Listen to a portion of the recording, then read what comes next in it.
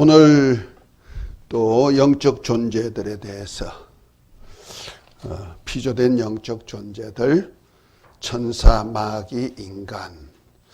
지난 시간에는 서론 부분만 했고요. 오늘은 15페이지 성경에 기록된 새 영적 존재들. 이제부터 영적 존재들을 좀 구체적으로 좀 알아보려고 그럽니다. 여기 쓴 책은 아직까지 완성된 건 아니에요. 다만 그래서 오타도 좀 있고요. 좀 수정할 일도 있지 않나 싶습니다. 이해하시고, 그러나 이제 읽다가 조금 잘못된 것도 있어도 여러분들이 알아서 정정하시고 알려주시기 바랍니다. 자, 여기 한번 읽으면서 또 필요한 것은 보충해서 설명하고 이렇게 들어가겠습니다. 성경에는 하나님이 영이시고 천사가 영적 존재이고 사람이 영적 존재인 것을 말하고 있으며, 또한 하나님의 사역을 반역하는 악한 영적 존재인 마귀와 그의 사자들이 있음을 말합니다. 그러므로 성경은 단순한 지식이나 역사나 교훈을 기록한 것이 아니라 영적 존재들의 실상과 그들의 활동을 알고 자신의 영혼의 때를 목적으로 기록한 것입니다. 결과적으로 우리를 영적 존재로 창조하셨기 때문에 영적 존재들과 함께 생활할 수밖에 없고, 그 영적 존재를 바로 알아야만 우리 신앙생활이 성공될 수 있다 하는 얘기죠. 그래서 알 것이 바로 이제 새 영적 존재. 성경에는 새 영적 존재를 크게 말하는데, 그곳에는 하나님이 영이시고, 그다음에 천사들이 영이고, 우리 인간도 영이다. 그런데 이제 구조상으로는 조금씩 차이가 있다 하는 것을 이제 좀 배우면서, 오늘은 이 새 영적 존재의 전체적인 맥락만 간단하게 좀 찾고, 또 구체적으로 이제 천사부터, 하나님은 우리가 유일하신 참 하나님 교재 있죠? 거기서 다 했기 때문에 그것을 아주 참조하시면 되고, 오늘은 그 개괄적인 것만 좀 하나님께 대한 것만 먼저 얘기하겠습니다. 하나님은 성부, 성자, 성령, 요 글씨 좀 틀린 것 같습니다. 성령으로서 삼위일체로 태초부터 계신 하나 신이십니다. 삼위가 각각 독립적인 인격으로 나타내시나 신성은 하나로 일체를 이루시고 하나님의 뜻과 이름과 영광은 공유하십니다. 하나님의 나타나시면 다음같이 말할 수 있습니다. 이 아주 중요한 짤막한 글인데도 엄청난 그 신학적인 그 용어가 내포되어 있습니다. 삼위일체이신 하나님이시지만은 위격으로 말할 때는 독립된, 삼위가 각각 독립된 위격을 가지고 계시고, 신성은 다 하나님으로서 하나가 되시지만은 뜻을 나타내는 것과 그 영광은 서로 공유한다는 말이에요. 이름의 영광은. 그래서 구약 때도 여호와의 이름으로 나타나신 하나님은 삼위 하나님이셨고 일체로서, 신약 때 예수 이름으로 나타나신 하나님도 삼위일체시고, 그러니까 이름 안에서 서로 공유하면서 사는 것, 존재하시죠. 특별히 그 하나님을 나타냈을 때 하나님은 누구신가? 첫 번째로 하나님은 유일하게 스스로 계신 영적 존재이십니다. 영적 존재라는 것이 중요한 거예요. 영이란 뜻이 비물질, 무형상, 그러나 영원한 존재. 이것이 세 가지 특성을 가지고 있다 하는 거예요. 그 물질이 아니기 때문에 만질 수가 없고, 형상이 아니기 때문에 볼 수가 없고, 그 다음에 그렇지만 항구적인 존재, 영원히 실존하는 인격을 가지신 분이다 하는 뜻입니다. 자, 이제부터 좀 하나씩 읽고 나가겠습니다. 우리 전도사님부터 읽으십시오. 주님께서 거기서부터 읽으시면 됩니다. 주님께서 하나님을 소개하실 때에 하나님은 영이시니 예배하는 자가 신령과 진정으로 예배할지니라 말씀하셨고, 영생은 곧 유일하신 참 하나님과 그의 보내신 자 예수 그리스도를 아는 것이니라 라고 말씀하셨습니다. 이는 영적 존재이신 하나님께서 우리가 믿어 영생할 유일한 신앙의 대상이 되심을 말씀하고 있습니다. 곧 하나님은 인격적인 실존으로서 영원전부터 자존하시며 영원히 대주제가 되십니다. 그래서 과거에 역사하셨던 하나님은 현재에도 미래에도 영원히 살아계셔서 그의 뜻을 이루시는 신이십니다. 우리가 알아야 할 것은 하나님의 영원하심과 피조물의 영원함이 다릅니다. 피조물은 창조된 때부터 영원히 살기에 영원전이란 말을 하지 않지만 하나님은 영원전부터 영원하신 분입니다. 이 하나님은 영적 존재로 자존하십니다. 그러므로 우리가 관념적으로나 도리적으로나 지식적으로 하나님을 알고 말하는 것이 아니라 믿음과 하나님의 계시하신 성경과 계시의 체험을 통해 알 수 있습니다. 예. 특별히 이제 성부, 성자, 성령 하나님 중에 하나님 아버지는 볼 수가 없는 영적 존재로 우리 예배를 받으시는 분이시다 하는 겁니다. 그러나 그러다 보니까 하나님이 어디서 하는 사람들이 있습니다. 안 보이니까. 우리 볼 수 있을까? 우리가 영원한 나라에 가가지고 살 그때까지는 볼 수가 없어요. 아무도 볼 수가 없어요. 오직 본자는 하나님 아들 예수님 밖에 없어요. 그러니까 우리가 자꾸 하나님을 보려 하면은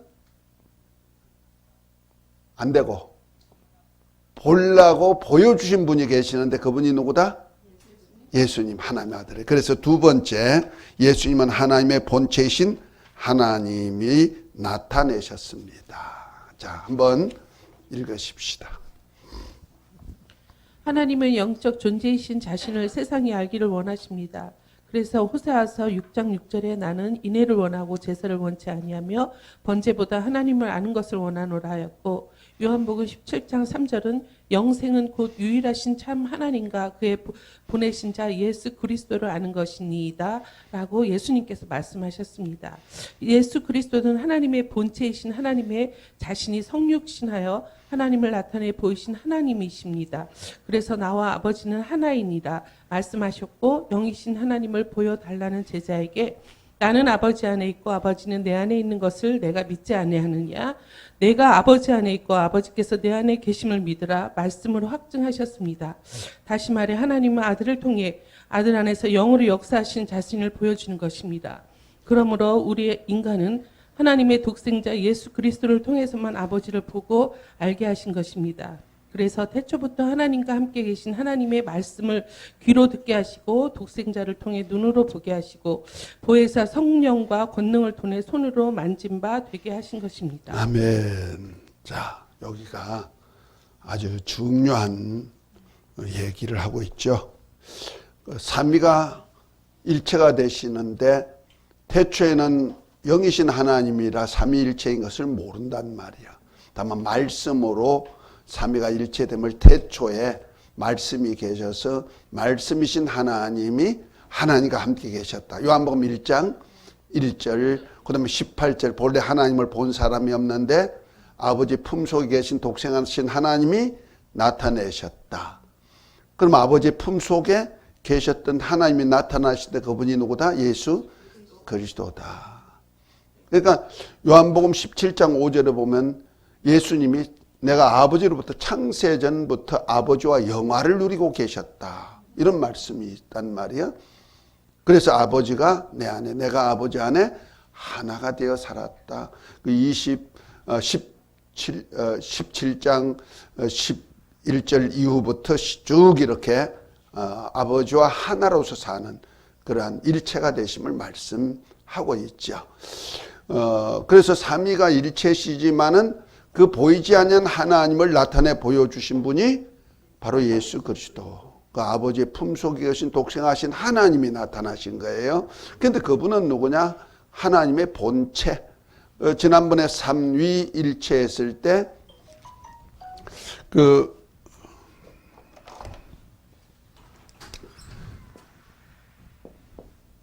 성부위, 성자위, 성령위.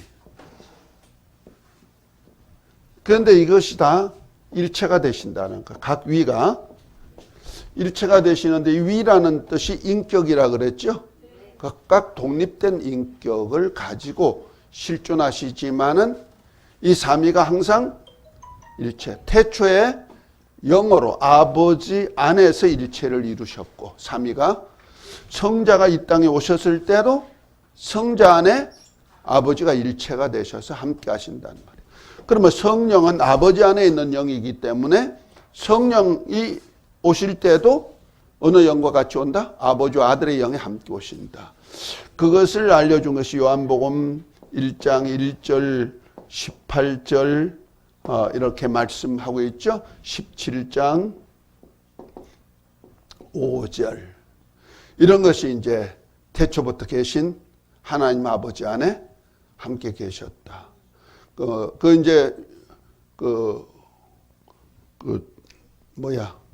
참 하나님 책 보면은 창조하실 때 아버지와 아들이 하나가 창조주가 되셨다. 고린도전서 8장 6절, 6장 8절 이런 것은 다 아버지와 아들이 창조주가 되심을 말씀하고 있죠. 그 성자가 오셨을 때 성자 안에 또한 누가 오셨다? 아버지가 함께 하셨단 말이야. 성자는 아버지를 나타내 보여주신 분이라 그랬죠. 하나님을 본 사람이 없는데 아버지의 품속에 있는 독생하신 하나님이 나타나셨다. 그래서 이 안에 하나님 안에 누가 또 계시다? 요한복음 11주여 14장 9절부터 11절까지 한번 읽어볼까요? 삼위가 어떻게 계시는지.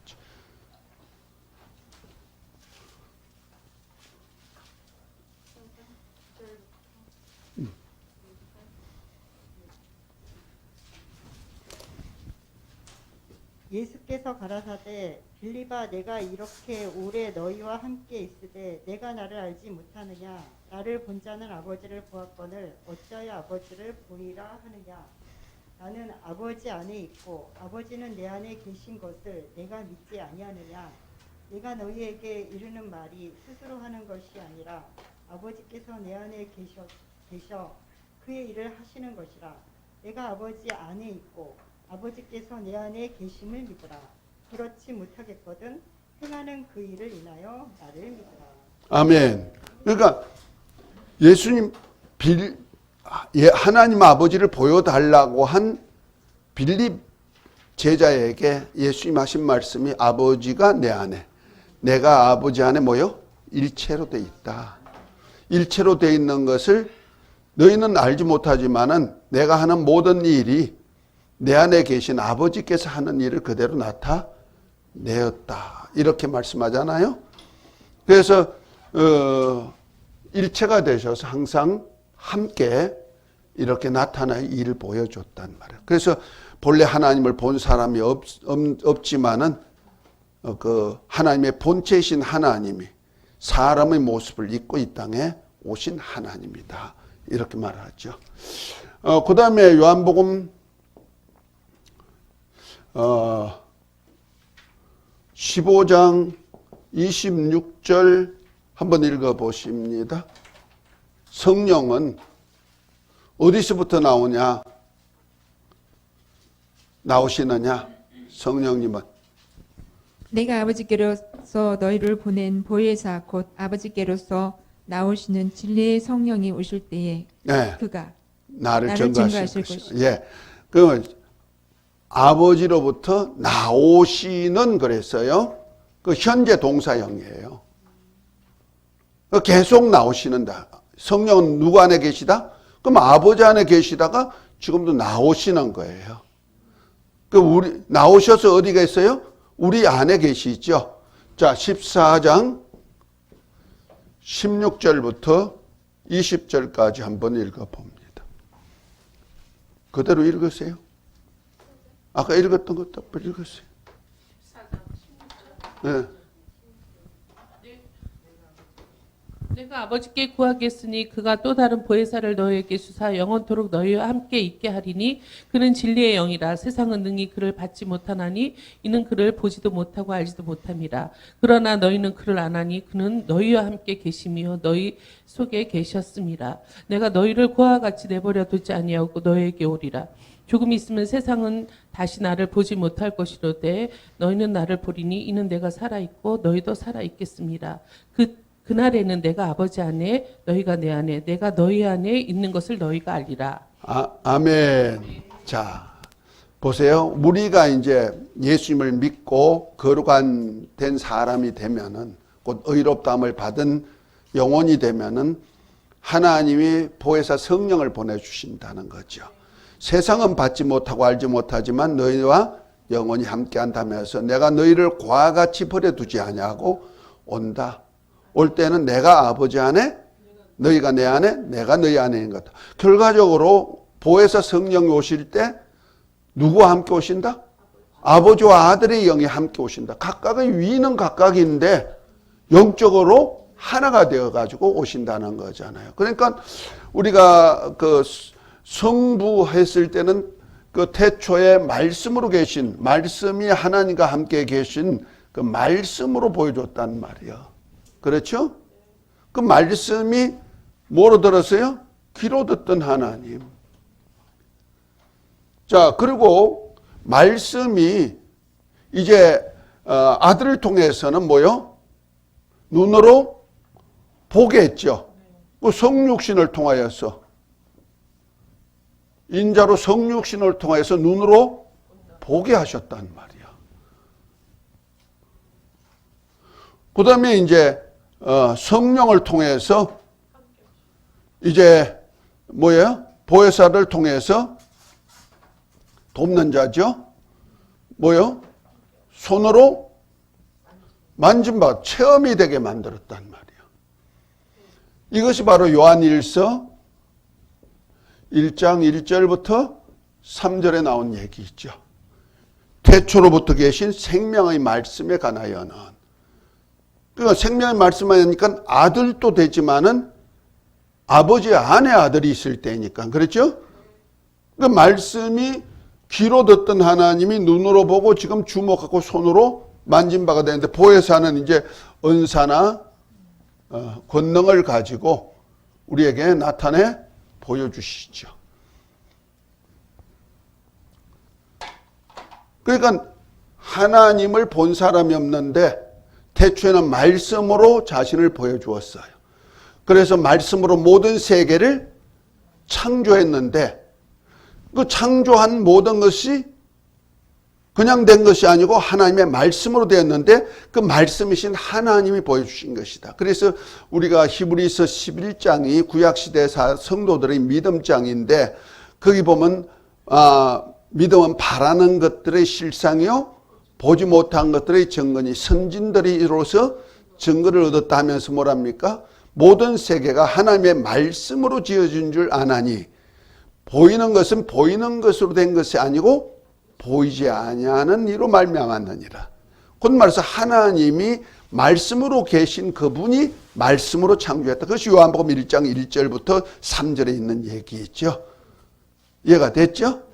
그 말씀이신 하나님이, 로고스이신 하나님이 하나님 아버지와 함께 계셨던 그분인데, 그분이 말씀이신 하나님께서 말씀으로 하신 말씀으로 모든 세계가 창조했다. 그 로고스가 창조했다는 거 아니에요. 로고스이신 하나님, 인격이신 하나님이 입으로 난 말씀으로, 이스라 이스라 하신 말씀으로 창조했다, 이 말이에요. 근데 그 로고스 안에는 생명이 있어가지고 이 사람들에게 비치는 빛이 되었다. 근데 빛이 세상에 왔지만 사람들이 영접지, 알지 못하고 영접지 않아 했으나 영접하는 자에게는 하나님의 자녀가 되는 권세를 주기 위해서 오셨다는 거잖아요. 그래서 자녀가 되는 권세를 주기 위해서 성령을 보내주시는 거예요. 아멘. 그러니까 이 삼위 하나님, 그것을 자세히 알려면 저 책만 읽어. 다 읽었으면 아멘. 다 읽었어요? 할렐루야.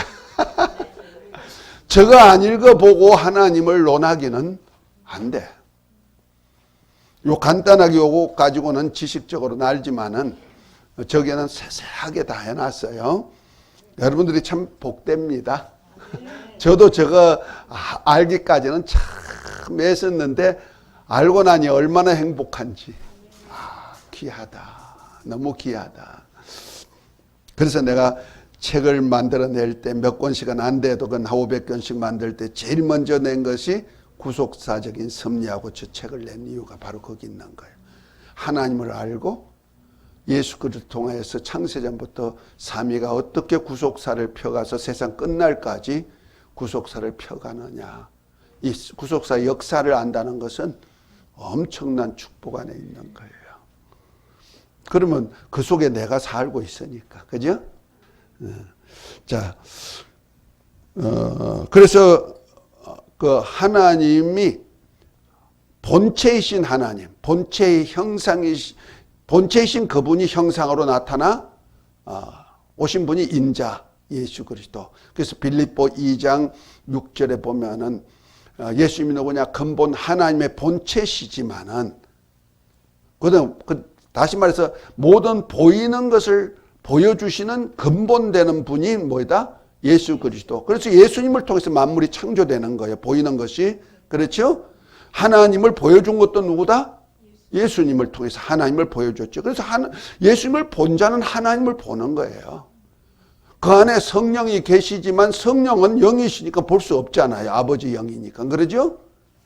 그러니까 아버지 영을 우리가 이 계심을, 아버지와 함께 계심을 주님이 하신 사역을 통해서 보여줬단 말이야. 그래서 아까 요한복음 14장 그 9절부터 나왔던 빌립에게 야, 내가 하는 일 보면 아버지가 내 안에 계신 것 알지 않느냐. 내가 하는 일이 스스로 한 것이 아니고 아버지께서 말씀하신 대로 하는 것이다. 이렇게 표현하신 거예요. 아멘. 그러니까 우리가 성경 아니고는 삼위일체를 말씀할 수가 없다. 그래서 귀로 듣던 하나님, 말씀으로 태초에는 말씀으로 계시던 하나님이 인자로 육신을 와서 눈으로 보게 하시고 이제는 우리가 손으로 만져서 체험이 되게 만드신단 말이야. 아멘. 그 체험이 돼서 하나님과 뭐 하려고 사귐을 가져서 영원한 소망 속에 영원한 나를 유업주기 위한 것이다. 자, 그래서 이제 세 번째, 하나님의 계시와 성령의 학정을 통해 하나님을 알게 하셨습니다.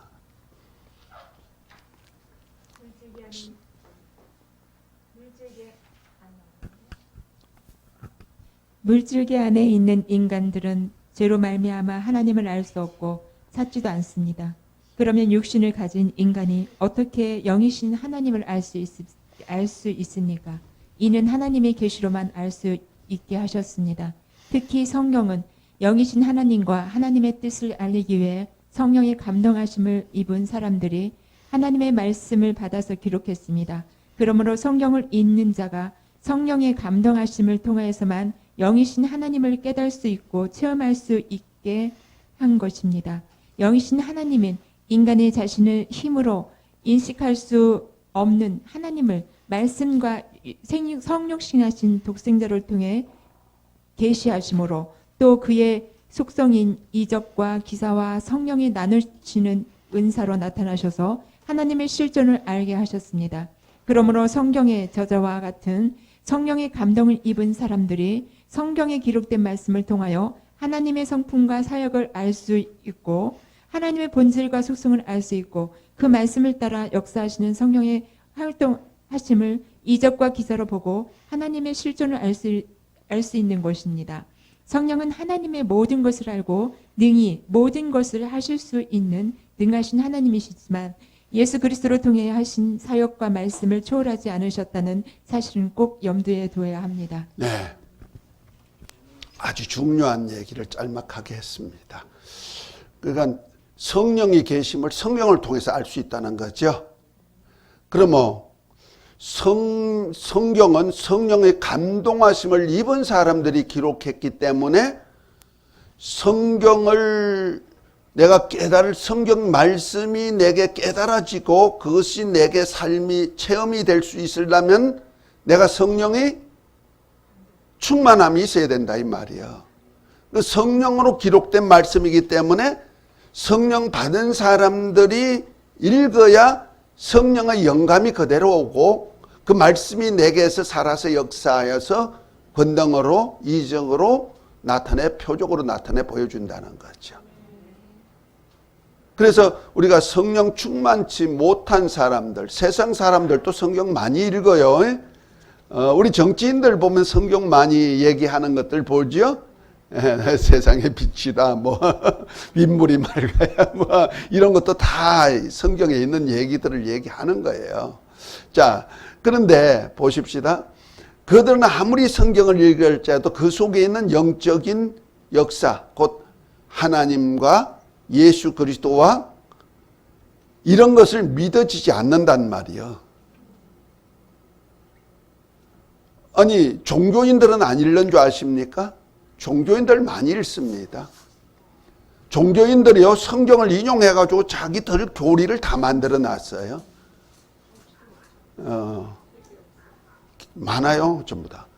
근데 그들이 왜 하나님과 그가 보내신 자 예수 그리스도를 믿는 믿음에서 자꾸 탈선하느냐, 다른 그리스도를 전하고 다른 얘기를 하느냐 하면 성령의 충만하심이 없어서 그렇단 말이야. 그러니까 인간적으로 지식적으로 해석하다 보니까 하나님의 그 심성이라 하나님의 뜻을 제대로 깨닫지 못해서 그런 실수를 범할 수밖에 없다는 거예요. 그럼 우리도 똑같아요. 우리가 성령 충만하지 못할 때, 다시 말해서 율법 안에 있는 사람들은요, 성령을 받을 수가 없어요. 율법은 육체의 예법이죠. 하나님의 말씀이에요. 하나님의 거룩하시고 선하시고 온전하신 말씀이에요. 그래서 그 말씀대로 살면 영생 얻어, 하나님처럼 영생 얻을 수가 있는 그런 귀한 말씀인데도 그 율법 안에서는 성령이 우리와 함께 하지 않으세요. 왜? 그 영으로는 우리 영혼이 거듭날 수가 없단 말이에요. 그 영으로는 우리 죄가 없이함을 받을 수가 없다 이 말이에요. 그렇기 때문에 우리가 그냥 지식적으로 그냥 예수 믿습니다 하는 사람들, 성령 충만한 방언이나 은사나 이적을 경험하기가 참 힘들단 말이에요. 왜 그래요? 그들은 지식은 알아. 그래서 우리가 사형리 전도하지요? 안 왔나요? 사형리 전도 많이 배우죠? 그래가지고 그 따라 읽으면은 구원받았습니다. 뭐 하자면 실제는 그것이 이론적으로는 맞을지라도 그건 안 되는 거예요. 그 속에 성령의 역사가 함께 해줘야만 구원의 역사가 이루어지죠. 지식이 나쁘다는 건 아닙니다. 그러나 그 속에 성령의 역사가 없으면은 거듭남의 역사가 없단 말이에요. 깨달을 수가 없다는 거죠. 우리가 그 마태복음 16장 16절부터 보면은 그 13절부터 나오는 예수님이 가이사라 빌립보 지방에 가셨을 때 제자들에게 예수님이 물으십니다. 얘들아, 사람들이 나를 누구라 하느냐? 그 사람들이라고 했을 때 주님을 따라다니는 많은 무리들이죠. 그때 뭐랍니까? 선지자라고 합니다. 큰 선지자라고 합니다. 그러면 너희는 나를 누구라 하느냐? 주는 그리스도시요? 살아계신 하나님의 아들입니다. 베드로가 고백하니 뭐에 바요나 시모나 복이 또다. 이를 알게 하는 이는 혈육이 아니고 아버지 성령으로만 알 수 있다. 아멘. 그러니까 일반 사람들은 예수님을 누구로 알아요? 선지자. 구약 때 위대한 선지자. 그들도 성령의 감동을 입어서 예언도 하고 말씀하신 선지자들이잖아요. 그런데 그 사람들, 무리 백성들은 성령의 충만함이 없다는 말이야. 없으니까 예수님을 볼 때 하나님 아들 그리스도로 안 보이는 거야. 물어봐. 위대한 선지자, 좋은 말씀 주고 하나님의 비밀을 조금 알게 하는 바리새인이나 서기관 같은 어떤 율법의 말씀이 아니지만 특이한 말씀을 전하는 분이다. 이렇게 표현하는 거죠. 그러니까 그들에게는 거듭남의 역사가 없으니까 예수님을 보는 눈이 사람으로 보이는 거예요. 위대한 사람. 하나님의 음성을 듣고 하나님이 보낸 사람이다. 이 정도는 알고 있죠. 그를 안 자가 니고데모죠. 그렇죠? 아, 저분이 이적과 능력을 행하는 것을 보면 범상한 분이구나.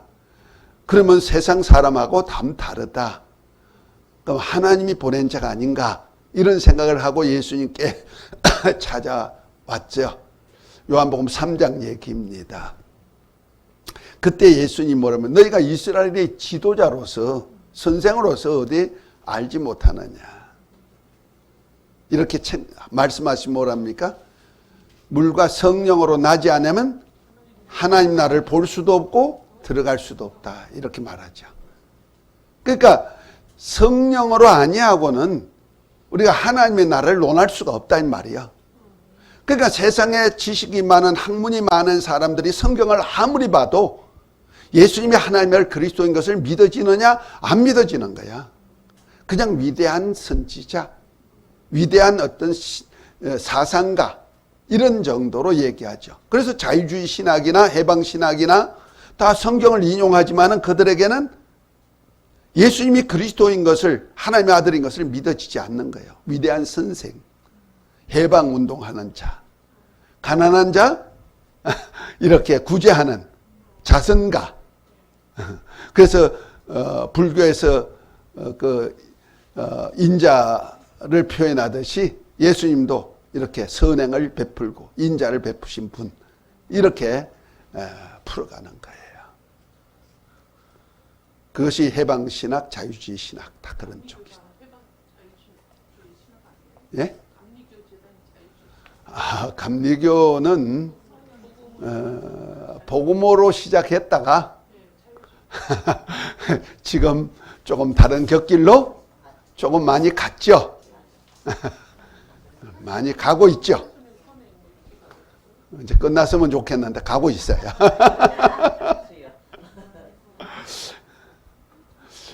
다는 아니에요. 나도 어릴 때 감리교 다녔어요.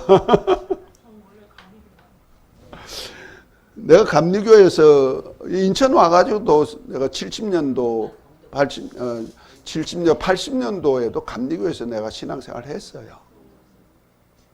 그러다가 우리 담임 목사님이 지금도 나하고 동갑이라서 지금도 부천에서 목회하시는데 그 장애인 목회하셔요. 선한 일 많이 하셔요. 그런데 예수님에 대해서 잘 말씀하시다가 꼭 삼천포로 빠져.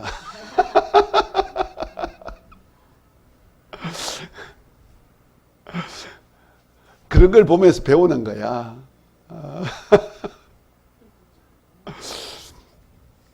그래서 좀 안타깝죠. 그래서 선행은 많이 하죠. 활동은 많이 하고 이렇게 하시는데 복음에 온전하게 서지 못한 것이 조금 안타까움이 있고 아쉬워요. 그래서 성도들은 그저 예수 믿으면 구원 얻는다 하는 말씀에 의해서 그렇게 하고 어느 순간에 또 이 오순절 개통에 성령의 역사가 장로교회도 들어오고 감리교회도 그런 여파가 들어와 가지고 이제 성령 받아서 방언하고 은사활동하기까지는 이제 됐어요. 보편적으로 한국 교회가 됐는데 그 차원을 좀 넘어서 하나님의 비밀스러운 뜻을 좀 알아야 되는데 그 뜻을 제대로 모르다 보니까 성령의 역사가 바르게 강하게 나타나지 않고 자꾸 다른 곁길로 빠지거든요. 그래서 오순절 교회에서 그 성령의 역사를 잘 나타내 보여줬지만은 아쉬운 것이 하나님의 뜻과 성경과 연합이 좀 덜 돼가지고 그 오순절에서 활동하던 많은 그 열심하던 성도들이 이단성이 있는 교회로 많이 가가지고 그들이 이제 그쪽 분야의 지도자로서 활동하는 분들이 꽤 많이 있어요. 이단으로 간 사람들은 너희들 왜 갔냐 이러니까요. 기성교회가 사랑이 부족해갖고 그 사랑의 그거를 갖고 물그러 늘어지더라고요. 대부분 다 그렇던데요. 특히 신천지. 우리 한국 교회 보면 없죠. 없기는 사랑이 없죠. 많이 없죠. 유대명이 사랑하라 그랬는데 너네들 그거 실천 안 한다 이러면서 심지어 신학하지 했던 사람들도 많아요. 그러니까 그것 때문에 우리 한국 교회뿐 아니고 세계 교회가 그 배척당하고 사람들로부터 실망을 많이 줬던 건 사실이에요. 그래서 저도 고심한 것이 바로 그 분야거든요. 근데 사람은 한계가 있고 복음을 제대로 알지 그러니까 하나님의 사랑이 뭔지 인간의 사랑이 뭔지를 몰라서 그러거든. 고린도전서 13장은 바로 그거거든. 고린도전서 12장, 14장이 은사장이에요. 은사가 강하게 성령의 역사가 나타난 고린도 교회지만은 뭐가 없다? 사랑이 없단 말이야. 그래서 이 사랑 없는 은사는 사랑 없는 능력, 사랑 없는 성경적인 지식, 사랑 없는 구제, 이런 것들은 아무 소용이 없다. 사랑이 제일이라는 이유가 하나님의 사랑. 제가 계속 하나님의 사랑이 뭔지 알려주잖아요. 정확하게. 그죠? 제가 거기에 많이 애썼기 때문에 내가 지난번에도 얘기했지만은 산상수훈하면서도 얘기했고요. 우리가 예수님을 믿으면 다 무엇인지 다 된다고 생각했는데 생활을 보면은 전부 다 육체의 소욕 따라서 살고 육체의 소욕을 얻기 위하여서 기도하고 난리쳤다. 그거 순복음이잖아요. 세상 복을 위해서. 성령 받는 이유가 뭐이다? 하나님의 나라 의를 위한 것보다는 영혼이 먼저 잘 되면 범사가 잘 되고 육체가 강건한다는 그 삼중복음인가 그거 내놓고 그렇게 해버리니까 육체가 잘 되기 위해서 사업이 잘 되기 위해서 영혼이 잘 돼야 된다는 개념이 되버려 주객이 전도돼 버린 거예요. 그러다 보니까 성령 받기는 했는데 성령의 하시는 일을 제대로 몰랐다는 거예요. 은사와 능력은 나타났는데 뭐가 없어? 서로 사랑하라는 계명이 없었단 말이야. 계명을 지키는 법을 몰랐단 말이야. 그러니까 서로 사랑하는 방법을 몰라가지고 사랑을 하는데 어떤 사랑이 나와? 인본적인 사랑이 나와. 인본주의적인 사랑이 나온 거예요. 그래서 섬김도 하고 구제도 하고 막 이렇게 하지만은 그리고 은사 주시옵소서 은사도 행하고 병도 고치고 막 성령 받으라 방언도 하고 막 이런 역사는 나타냈는데 뭐는 없다?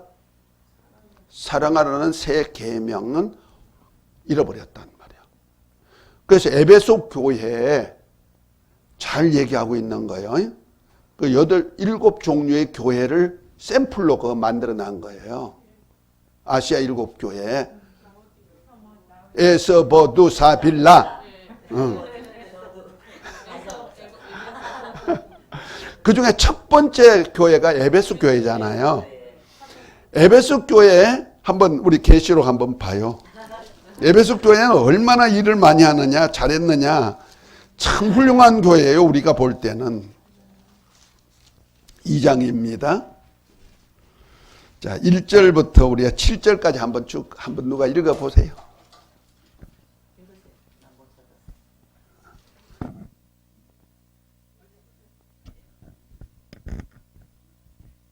에베소 교회 사자들에게 편지하시기를 되는 것 같은데요. 에베소 교회에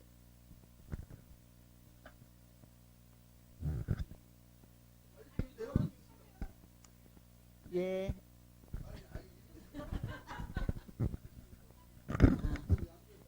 그는 허물과 죄로 죽었던 너희를 살리셨도다. 그때는 너희가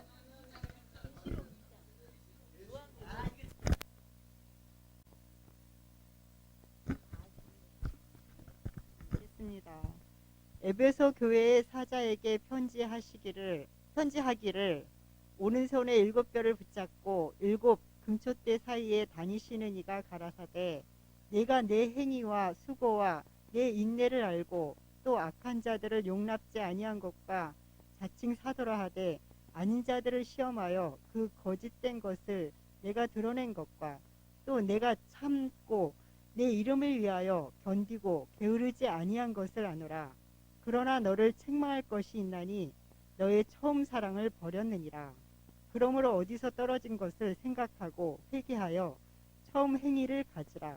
만일 그리하지 아니하고 회개치 아니하면 내가 내게 임하여 내 촛대를 그 자리에서 옮기리라. 오직 내게 이것이 있으니 내가 니골라당의 행위를 미워하는도다. 나도 이것을 미워하노라. 이 있는 자는 성령이 교회들에게 하시는 말씀을 들을지어다. 이기는 그에게는 내가 하나님의 낙원에 있는 생명나무의 과실을 주어 먹게 하리라.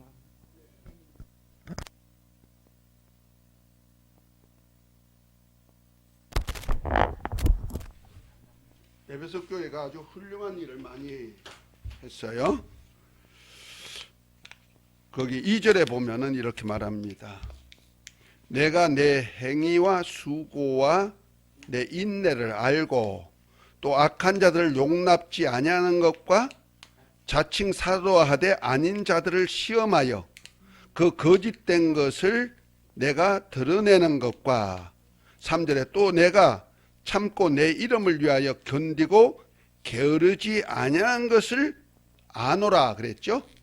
더군다나 그 6절에 보면 오직 내게 이것이 있으니 내가 니골라당의 행위를 미워하는도다 이렇게 말하죠. 이 정도면은 에베소 교회가 훌륭한 교회요 아니에요? 훌륭한 교회. 우리가 볼 때는 대단한 교회예요. 말씀에 서고요.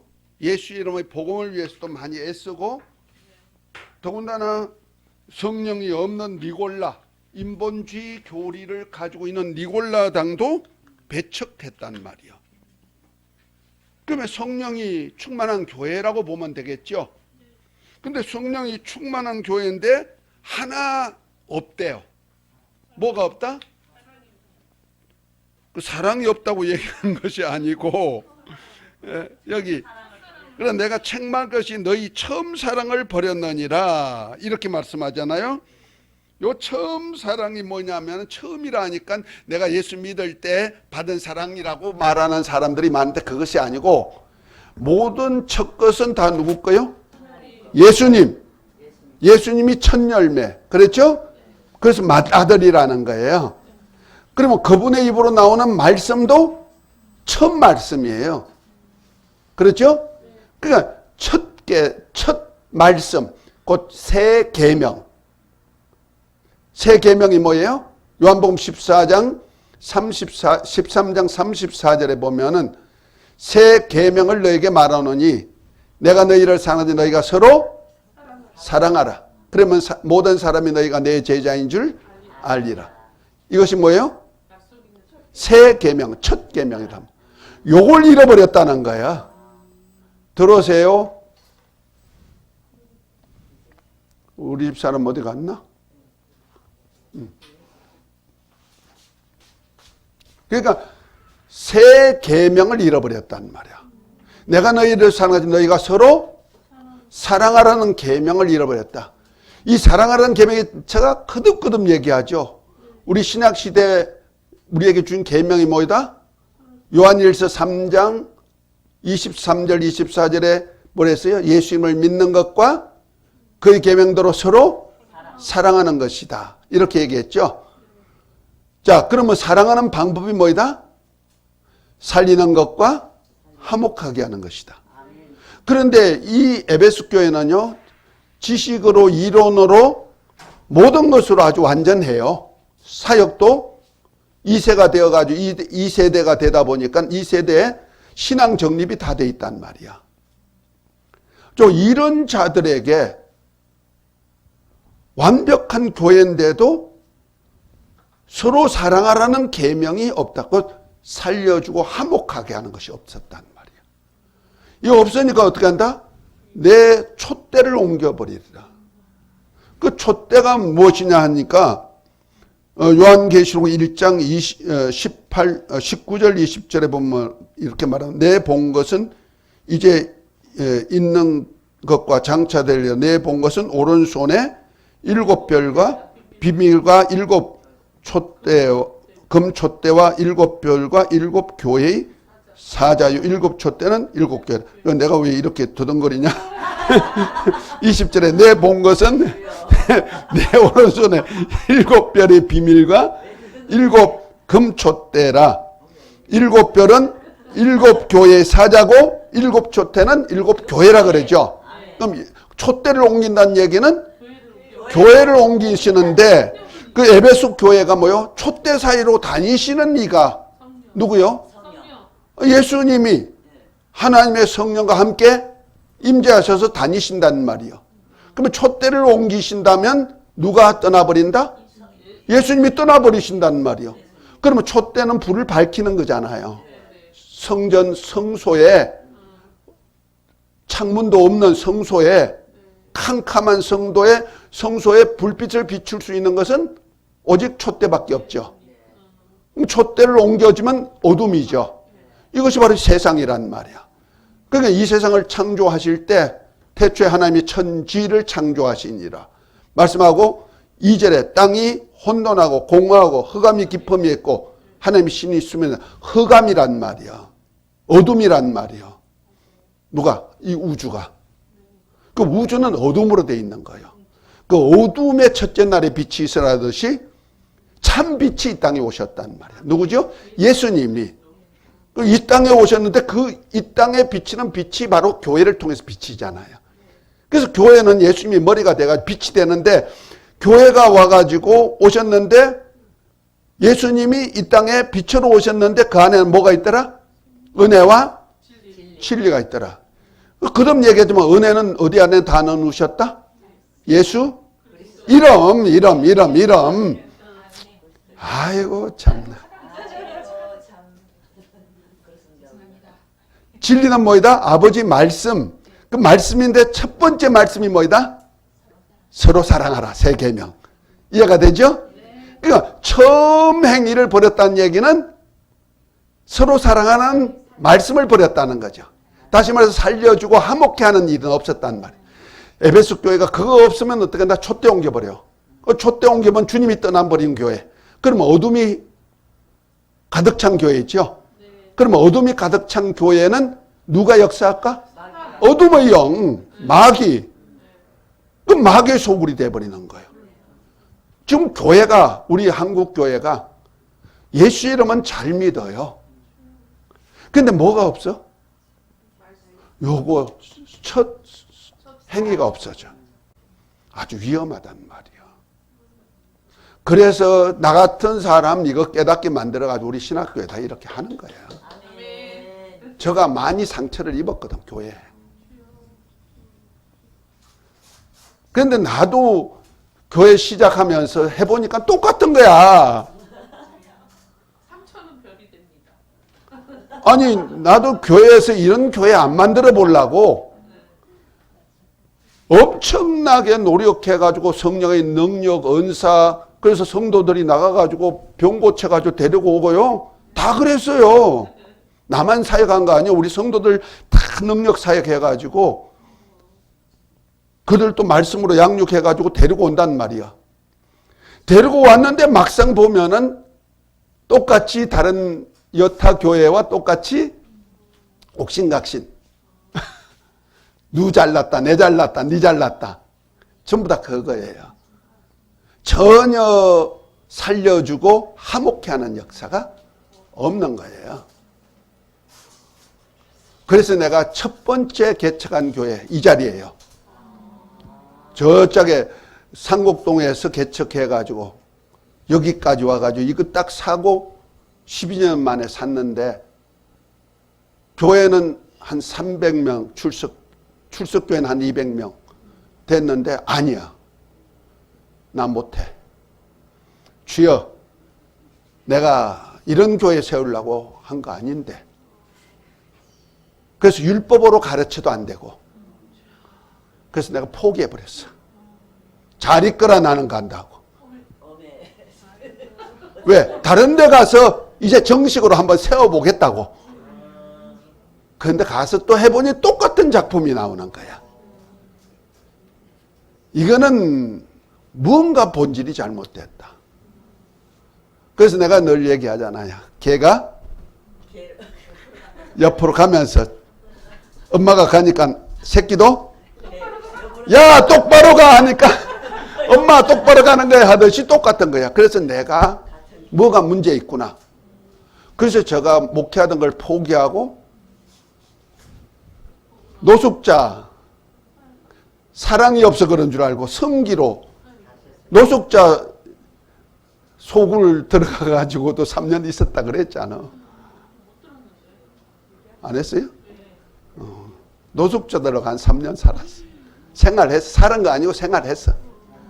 돕고. 그래서 저 백운역, 부평역, 영등포역, 저 천안역 이렇게 다니면서 봉사하고 그들 데려다가 또 같이 먹고 그 시골 가서도 우리 집사람 아픔 때문에 시골 가서도 노숙자들 데려다가 거기서 같이 생활하고 그렇게 했는데 그것도 아니야. 결국 하나님께서 이리 돌리고 저리 돌려서 깨닫게 한 것이 뭐예요? 사랑이 뭘까? 요한일서 4장 7절부터 10절 하나님의 사랑. 그것이 고린도전서 13장의 정답이 사랑이야. 그 사랑이야. 뭐야? 살리는 것과 아들 보내서 우리를 살리는 것과 서로 화목하게 하는 것이다. 그 화목이 없는 사랑은 있을 수가 없는 거야. 그러면 촛대에 옮겨버려. 그러면 낙원에 있는 생명과를 못 먹어. 낙원에 있는 생명과가 어디 있다? 아버지 집 새 예루살렘 성에 보좌에서 나오는 생명수강이 있고 강좌에 생명나무가 달마다 열리잖아요. 그 과일을 안 준다는 얘기. 어디 못 들어간다? 아버지 집에 못 들어간다 이 말이야.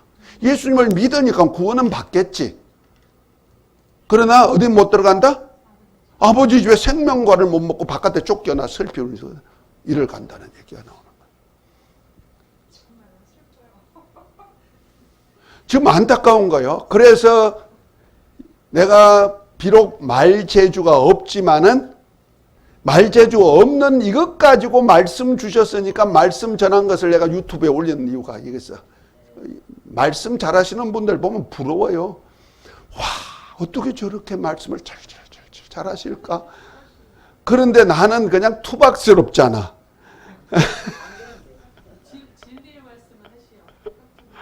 너무 딱딱하잖아. 아니 여러분들이야 그러지만 다른 분들은 들어보면 재미가 없죠. 그러니까 그래도 올려놓는 이유가 개 중에는 들으실 분이 있을까 했더니 아니나 다를까 안 들어. 많이 안 들어. 그래서 5년 전에 한 것도 보면 12명, 20명.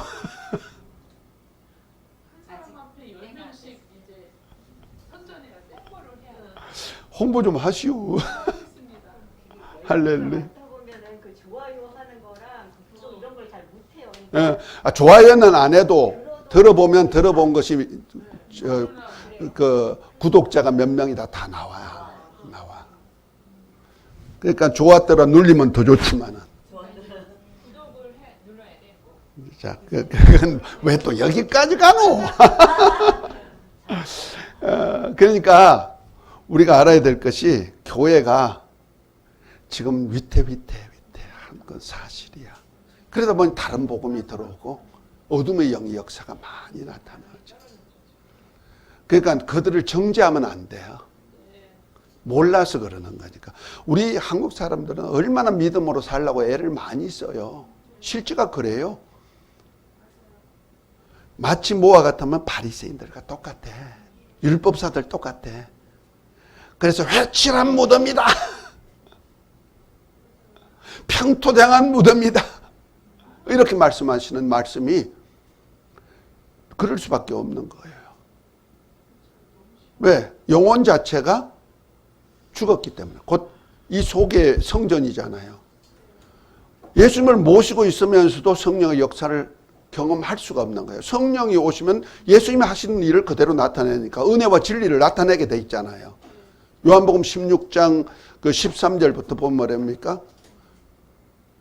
보혜사 성령이 오시면 너희를 진리 가운데로 인도하셔요. 진리가 뭐요? 삼위 하나님이 진리시고 아버지 말씀이 진리신데 그것이 바로 새 계명이에요. 진리란 말이요. 아멘? 그 진리의 말씀대로 살도록 그 주님이 하셨던 일을 그대로 나타낸다. 스스로 하시는 것이 아니고 주님이 하시는 일을 그대로 나타내서 은혜와 진리를 나타내실 뿐인데 성령이 받기는 받았는데 성령의 역사를 어떻게 펼까를 모르고 있는 거예요. 그래서 고린도전서 13장을 잘 해야 되는 거예요. 그래서 어느 교회에서는 지금 고난주간 2주 동안 이제 목회자들이 먼저 이제 해결을 그런데 회개는 아무리 해도 말씀 모르면 말씀의 회개가 안 되면 안 되는 거예요. 못 가리킨 거를 해서 그 회개를 하면서 2주 동안 그 프로그램 지금 진행하는데 언니들이랑 글쎄 회개하는 건 좋죠. 뭐 우리가 다 못 사니까. 우리가 뭐를 그렇게 잘못 가르쳐서 기독교 예, 그건 사실이거든요. 그걸 얘기하시더라고요. 그런데 그거가 어디서부터 나왔냐면 목사님들이 다 신학을 통해서 나오잖아요. 신학교 교수들이 이걸 못 깨달았단 말이야. 구원가는 깨달았어. 근데 생활가는 못 깨달은 거야. 진리로 사는 생활을 못 깨달은 거야. 그래서 제가 그 신학교를 자그만치 12년을 다녔지만은 이거 배운 적이 없다니까. 구원가는 배우는데 다른 건 없어. 그러니까 그걸 삶으로 그 살아내는 걸 안 가르친 거잖아. 그렇죠? 살고도 다 가르쳐요. 가르치는데 정수를 딱 꼬집지 못한다 이 말이야. 그냥 율법적인 생활. 율법은 거룩하고 의롭고 선하고 신령한 생활이니까 그대로 하니까 윤리 도덕으로 넘어가 버리는 거예요. 그리스도 안의 생활이 아니고 도덕적인 생활, 윤리적인 생활로 넘어가 버린 거예요. 지금 한국 교회가 그러잖아요. 그래서 그 예로 이제 그 손양원 목사님 예를 진행하세요. 그거는요, 손양원 목사님은 예수님 말씀에 순종하는 그 순종은 참 귀하고 그분은 깨달았으니까 또 그렇게 하시는 거죠. 돈을 해서 그렇게 했어야 되는데 못했던 것을 하면서 해결만. 그런데 원수 사랑이 그냥 되나? 그게 진짜 그게 그래서 그 다른 신에게 저기 섬기지 말라 해서 참배를 안 했잖아요. 안 하고 왔는데 자기 아들이 이제 둘이 죽였는데 그것까지도 그거 같은 하나님이기 때문에 그것까지도 받아들였어요. 원수의 아들. 그거랑 그분은 훌륭하시죠. 그런데 그 사랑이 뭔지를 깨달았으니까 또 그렇게 하는 거예요. 말씀대로 진짜. 아까 성령 읽으셨나요? 예?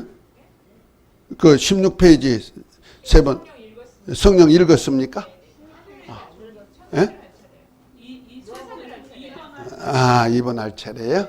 그러니까 성령이 하는 일은요, 예수님이 하신 일을 나에게 알려서 나를 통해서 예수님이 하신 일을 그대로 하게 하시는데 예수님 안에는 뭐가 있다? 하나님의 은혜와 진리가 있단 말이에요. 이걸 꼭 알아야 되는 거예요. 그 은혜와 진리로 살도록 만들어주는 거예요. 이렇게 살지 아니하는 것이 뭐냐? 죄고 세상적이란 말이에요. 그래서 세상에 대해서는 책망하시고 진리로 살기 위해서 진리 가운데로 우리를 이끌어셔서 결국 주님이 하셨던 일을 그대로 드러내시는 일. 주님이 하셨던 일에 자꾸 능력과 은사만 생각하는데요. 능력과 은사가 너 다 중요하지만 그보다 더 중요한 것은 사랑이다. 고린도서 13장에 얘기하잖아요. 사랑 없는 믿음, 사랑 없는 소망. 그래서 구제하고 하늘에서 상 받으려고 구제하고 헌신하고 다 좋다. 다 있어야 된다. 그러나 그 중에 제일은 뭐다? 하나님의 사랑. 남을 위해서 몸을 불사르게 내어주는 사람이 국률과 사랑이 없어서 그렇게 할 수 있나요? 다 하죠. 그건 인간적이단 말이에요. 그 속에 하나님의 사랑이 있어야 되는데 하나님의 사랑이 뭐이다? 하나님의 사랑이 뭐이다? 딱 집어서. 그럼 세 계명이요. 세 계명이 뭐이다? 살리고 남을 살리는 거. 그 다음에 뭐다? 화목하게 하는 거. 그래서 원수라도 그리스도 안에서 하나가 되게 화목하게 하는 거. 용납하는 거. 그거 훈련을 산상수훈에서 하는 거야. 잠깐 쉬었다가. 아우 그게 입으로 그렇지만 내 감정에 있는 것까지 없애는 게 그거기 때문에 그게 근데 그가 유황하는 거예요. 로마서 8장 한번 봅시다. 참 쉬워. 어렵다면 어렵고 쉽다면 쉬워. 로마서 8장 한번 읽어보세요. 이것이 있다. 그리스도 예수 안에 있단 말이야. 그리스도 안에 있는 생명의 성령의 법이란 말이야. 예. 그런데 그 밑에가 더 중요한 거야. 내가 무슨 생각을 하느냐. 육신의 일을 생각하는 자는 육신의 것을, 영에 속한 자는 영의 일을 생각하는데 내가 영에 속하면 어디에 생각해?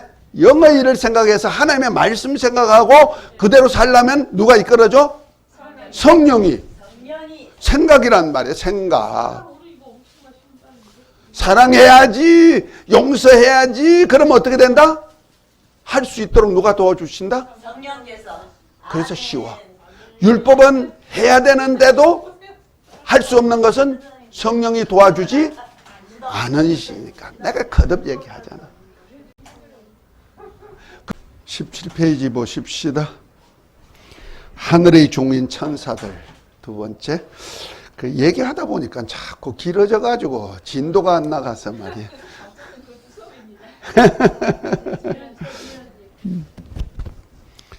자, 성경에는 하나님과 천사의 실존을 말합니다.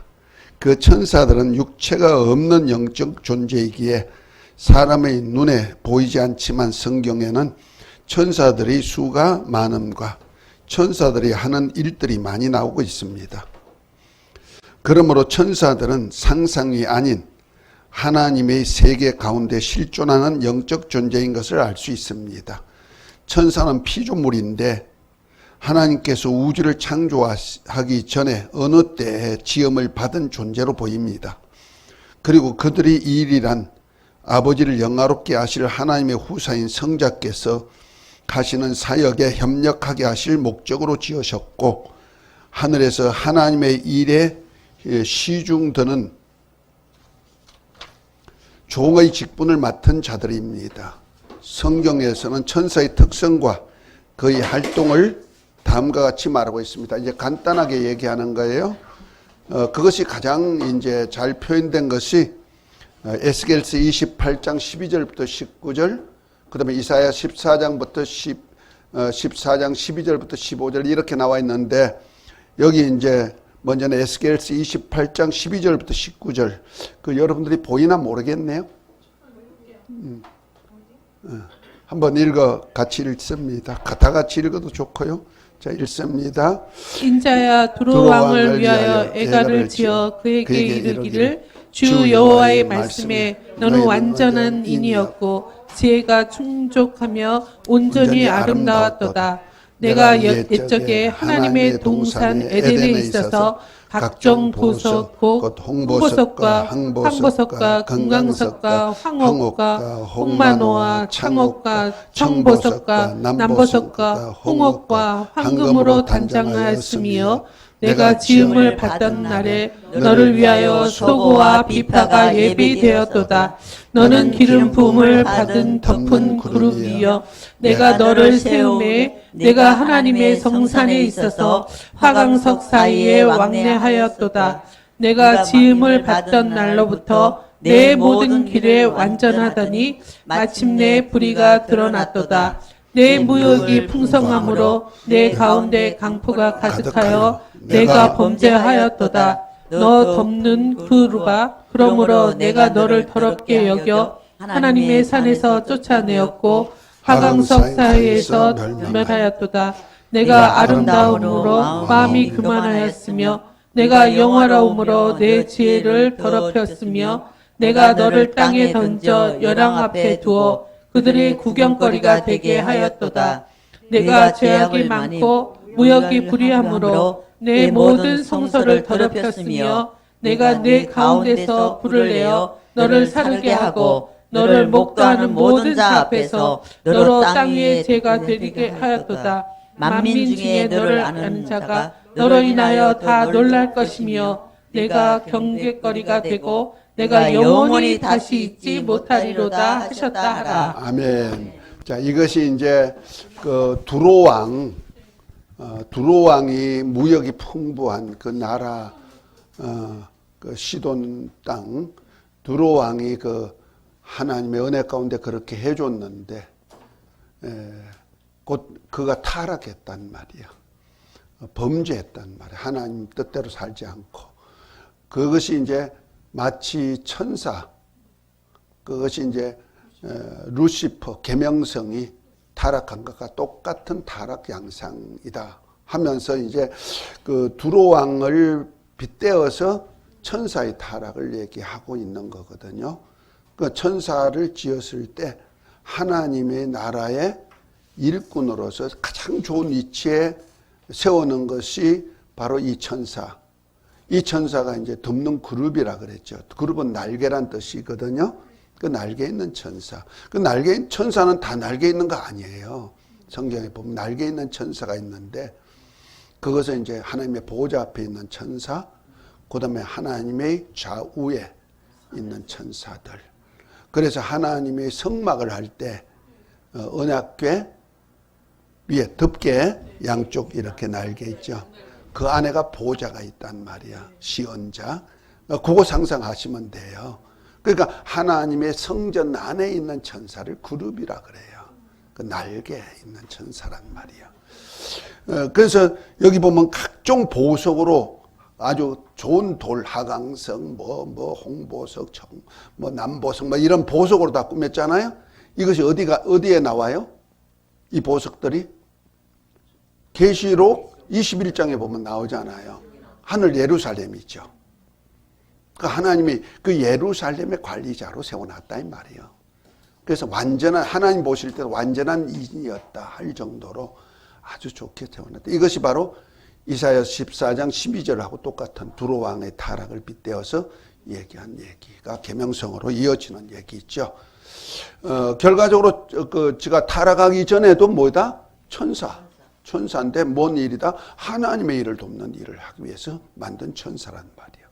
그 천사 중에 가장 하나님 보시기에도 완전하다고 하고 가장 좋게 아름답게 풍성하게 해준 천사가 바로 이 천사였단 말이에요.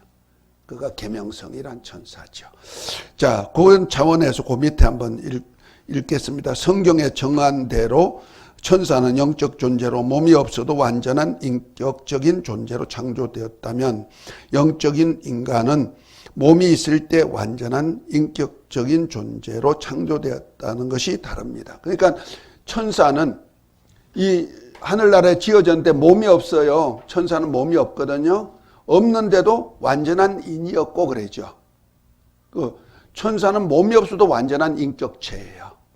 그런데 우리 인간은 몸이 있어야만 완전한 인격체예요. 그 차이만 다르다는 거죠. 그래서 우리가 이 몸이 죽으면은 흙으로 돌아가지만 영혼은 낙원이란 곳에, 믿는 사람은 낙원이라는 곳에 쉰다 그랬어요. 쉰다, 잠잔다. 왜? 몸이 없으니 인격의 활동이 없어져. 인격적인 삶이 없어지는 거예요. 그래서 쉰다, 잠잔다. 언제? 주님이 오실 날까지.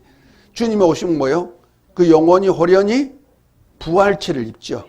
그 인간은 완전히 몸을 입어야만 완전한 인격체. 그래서 완전한 인격체가 된 다음에 하늘나라 아버지께로 가시는 거예요. 그거 다르다는 말이야.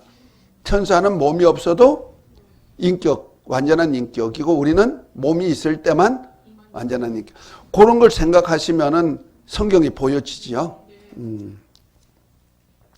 또 천사는 영적 존재로서 창조 때부터 영생합니다. 그러나 영원하다고 해서 하나님처럼 영원 전부터 스스로 영원한 존재가 아닙니다. 천사나 인간은 하나님으로부터 지음받은 피조물로서 창조된 때부터 영원히 영생하는 존재입니다. 그리고 이 천사들은 하나님의 일꾼인 종이지 하나님의 아들이 될 수 없고 한번 타락하면 용서받을 수 없고 영원한 심판을 받을 속성을 가지고 있다는 거예요. 우리 인간은 범죄에서도 용서받을 수 있는 기회를 주지만 천사는 용서가 없다. 천사를 위한 복음은 없다 이 말이에요. 그런 차원에서 자, 두 번째, 천사는 하나님의 사역의 일꾼으로 사용되고 있습니다. 그래서 히브리서 1장 7절에 보면 또 천사들에 관하여는 그는 하나님의 천사들을 바람으로 그의 사역들을 불꽃으로 삼으시느니라 하셨으되 이렇게 얘기했죠. 자, 그 밑에 한번 읽습니다. 예, 읽으세요. 그냥 읽으세요. 먼저.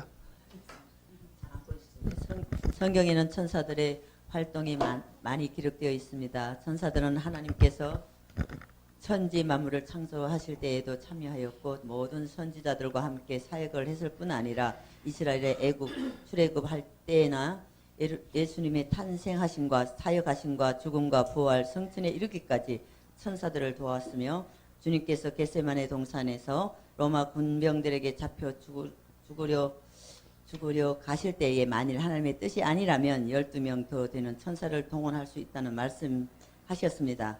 또한 주님의 승천과 함께 재림하실 때에도 천사가 돕게 되고 또 심판주로 재림하셔서 후 3년 반 기간에 사역하실 동안 종말에도 천사들의 활동으로 말미암아 마무리되어지는 것을 요한계시록을 통해서 알 수 있습니다. 주님께서 심판주로 재림하셔서 마귀와 그의 사자들을 말하시고 예수 이름의 하나님의 말씀의 증거를 위한 신앙의 정절을 지킨 의의 백성들에게 상 주실 것을 알게 하고자 요한 사도에게 계시한 것을 기록된 것이 요한계시록입니다. 이 계시록은 장차 될 일을 하나님의 천사를 보내어서 요한에게 보내어 지시한 것을 기록하게 하셨고 그중 하나님께 세 가지 심판 곧 7인을 떼는 심판과 7 나팔을 부는 심판과 7 대접을 쏘는 심판 이렇게 세 종류의 심판을 있을 때에는 천사들의 활동으로만 되어 있을 것을 성경에서 볼 수 있습니다. 예. 특별히 이제 만물을 창조할 때부터 그 태초에 하나님이 천지를 창조하시면서 땅이 만물 이 우주를 창조할 때도 벌써 창세기 1장 2절에 보면 하나님의 신이 수면에 운행했다. 그 하나님의 신이 성령이 아니고 바로 천사들이 타락한 천사 마귀를 가둬놓고 마귀가 바깥으로 나가지 못하도록 가두었단 말이에요. 그것이 유다서 1장 6절에 나오죠. 범죄한 천사들을 흑암에 가두시고 심판 때까지 지키게 했다. 지키게 했는데 누가 지킨다? 하나님이 성령이 지키는 거 아니야. 성령은 그때는 아버지 안에 계시니까. 그렇죠? 천사들이 지킨다는 말이에요. 그래서 천사들이 벌써 이 땅 만물이 만들어질 때도 벌써 활동하고 있었다는 것이 보여지죠. 그것이 욥기에도 보면 나오죠.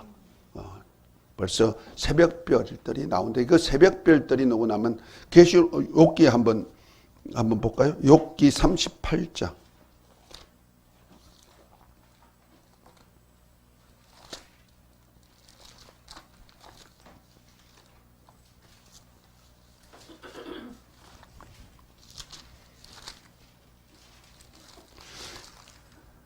(4절부터) 이렇게 쭉 나오는데 욥기 48절 6절 7절에 보면 이렇게 말합니다. 주초는 무 위에 세웠으며 그 모퉁이 돌은 누가 놓았느냐. 그 말해서 우주 만물을 만들 때 얘기를 하면서 그런 거예요. 7절에 그때 새벽별들이 함께 노래하며 하나님의 아들들이 다 기뻐하고 노래하였었느니라 그랬죠. 여기 새벽별들이 나오고 하나님의 아들들이 나오죠. 그러면 이 새벽별들이 누굴까? 바로 이사야서 14장 12절에 보면 나오죠. 너 아침의 아들 계명성이여 나오죠. 그 계명성이란 얘기 새벽별이란 뜻이 있죠. 그러니까 벌써 이때 계명성이 창조할 때 창조하는 과정에 만물 창조하는 과정에 그 안에도 있었다 이 말이야. 만물 창조할 때 이렇게 천사들 활동이 창조 때부터 이렇게 하나님이 만물 창조하시 하늘과 땅을 창조할 그때부터 천사가 창조되었고 그 안에서 함께 활동하는 존재가 되었고 계시록은 완전히 천사들의 활동으로 마무리 되는 것을 말씀하고 있다. 그러니까 이 천사들은 하나님의 일을 돕는 자로서 하나님의 일을 아주 적극적으로 쓰임받는 동이다. 그 천사, 하늘나라 일꾼 하는 뜻이죠. 그 일꾼 중에 최고급 일꾼이 바로 계명성이란 천사, 루시퍼. 그 완전한 인이었고 할 정도로. 그러니까 완전히 여기 보면 아까 에스겔서 28장에 보면은 너 기름 부음 덮은 그룹이여. 그 기름 부음까지 받았다는 거 아니요? 특별히 그 14절에. 그래서 하나님의 성산에서 하강석 사이에 왕래하였도다 하면서 15절에 내가 지음을 받던 날부터 모든 길에 완전했다. 와. 그리고 16절에 내 무역이 풍성하고 그 다음에 뭐 어떻습니까? 17절에 내가 아름다움으로 또 그 뒤에 내가 영화로움으로 와 대단한 거예요. 또 18절에 보면 무역이 풍부하단 말이야. 엄청나잖아요. 이렇게 가장 최고로 영화로운 천사. 그러니까 원래 계명성이 누구다? 하나님의 아들. 예수님이 새벽별이란 말이요. 계시록 22장에 나오잖아요. 나는 다윗의 뿌리요 가지니 광명한 새벽별이다. 말씀했죠? 그 예수님이 새벽별이요.